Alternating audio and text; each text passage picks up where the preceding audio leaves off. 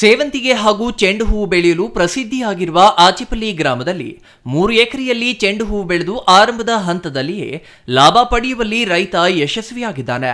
ಈ ರೈತ 2 ವರ್ಷದ ಹಿಂದೆ 5 ಎಕರೆಯಲ್ಲಿ ಸೇವಂತಿಗೆ ಹೂವು ಬೆಳೆದು ಅಧಿಕ ಲಾಭ ಪಡೆದು ಜಿಲ್ಲೆಯಲ್ಲಿಯೇ ಪ್ರಸಿದ್ಧಿ ಪಡೆದಿದ್ದಾನೆ. ಆಚಿಪಲ್ಲಿ ರೈತ ಚಂದ್ರಪ್ಪ ಮಾತನಾಡಿ, ಆಯುಧ ಪೂಜೆ ಹಾಗೂ ವಿಜಯದಶಮಿ ಸಮೀಪಿಸುತ್ತಿದ್ದು ಹೋಬಳಿಯ ವಿವಿಧ ಗ್ರಾಮಗಳಲ್ಲಿ ರೈತರು ಬೆಳೆದಿರುವ ಚೆಂಡು ಹೂವಿಗೆ ಬೇಡಿಕೆ ಹೆಚ್ಚಾಗಿದೆ. ಸೇವಂತಿಗೆ ಹಾಗೂ ಚೆಂಡು ಹೂ ಹಬ್ಬದ ಪ್ರಮುಖ ಆಕರ್ಷಣೆಯಾಗಿದ್ದು ವಾಹನ ಆಯುಧಗಳನ್ನು ಅಲಂಕರಿಸಲು ಚೆಂಡು ಹೂಗೆ ಭರ್ಜರಿ ಬೇಡಿಕೆ ಇದೆ. ಸೇವಂತಿಗೆ ಹೂವಿಗೆ ಹೋಲಿಸಿದರೆ ಚೆಂಡು ಹೂವು ತುಸು ಅಗ್ಗ.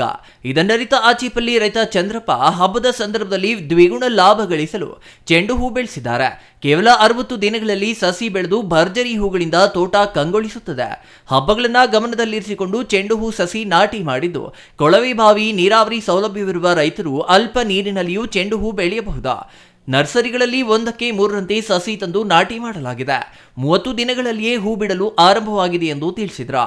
ಇನ್ನು ಬಾಗೇಪಲ್ಲಿ ತಾಲೂಕು ಬರಡು ಭೂಮಿಯಾಗಿದ್ದು ಕಡಿಮೆ ವೆಚ್ಚದಲ್ಲಿ ಚಿಕ್ಕಬಳ್ಳಾಪುರ, ಬೆಂಗಳೂರು ಹಾಗೂ ಹೈದರಾಬಾದ್ನಂತಹ ದೊಡ್ಡ ಮಾರುಕಟ್ಟೆಗೆ ಚೆಂಡು ಹೂ, ಸೇವಂತಿಗೆ ಸಾಗಿಸಲಾಗುತ್ತದೆ.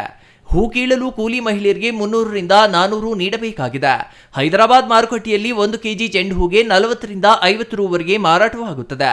ಅಂದರೆ 1 ತಿಂಗಳಿನಲ್ಲಿ 1 ಟನ್ ಚೆಂಡು ಹೂ ಹಾಗೂ ಸಂಪಿಗೆ ಹೂ ಹೈದರಾಬಾದ್ ಹೂವಿನ ಮಾರುಕಟ್ಟೆಯಲ್ಲಿ 30 ರಿಂದ 40 ಸಾವಿರ ಲಾಭ ಸಿಗುತ್ತದೆ ಎಂದರು.